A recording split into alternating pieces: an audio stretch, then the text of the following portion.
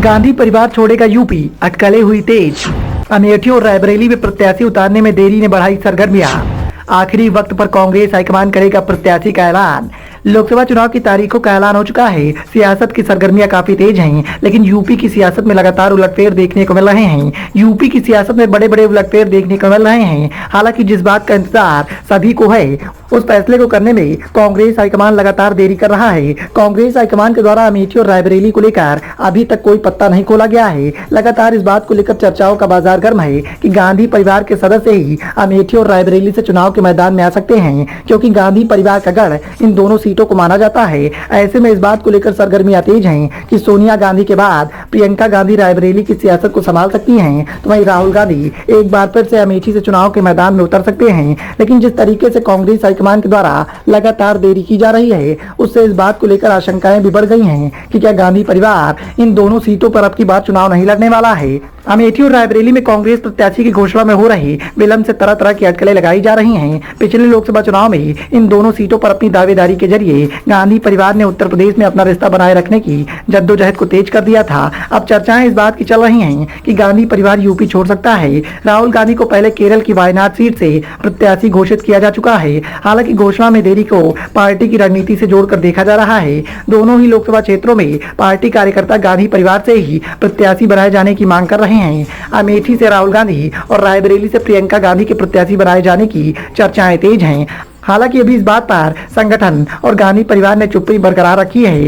राजस्थान से राज्यसभा के लिए निर्वाचित होने के बाद सोनिया गांधी ने रायबरेली सीट से इस्तीफा दे दिया था। वैसे कांग्रेस के सूत्रों का मानना है कि खास रणनीति के तहत अमेठी और रायबरेली से प्रत्याशी की घोषणा नहीं की जा रही है। इन दोनों सीटों पर कांग्रेस प्रत्याशी सीधे नामांकन करेंगे। पार्टी नहीं चाहती है कि उनके दोनों स्टार प्रचारकों को इन दोनों सीटों पर चुनाव प्रचार में अपना ज्यादा वक्त देना पड़े, क्योंकि इन दोनों सीटों पर चुनाव 5वें चरण में होना है। अभी से प्रत्याशी घोषित किए जाने पर दोनों को यहां समय देना पड़ेगा। साथ ही बीजेपी को घेरने के लिए चक्रव्यूह बनाने का समय मिल जाएगा। रायबरेली में कांग्रेस कार्यकर्ता ये मानकर चल रहे हैं कि अंत में यहां से प्रियंका गांधी नामांकन करेंगी। इसी तरह वायनाड का चुनाव हो जाने के बाद राहुल गांधी भी 5वें चरण में अमेठी के चुनाव के बारे में आसानी से फैसला ले सकेंगे।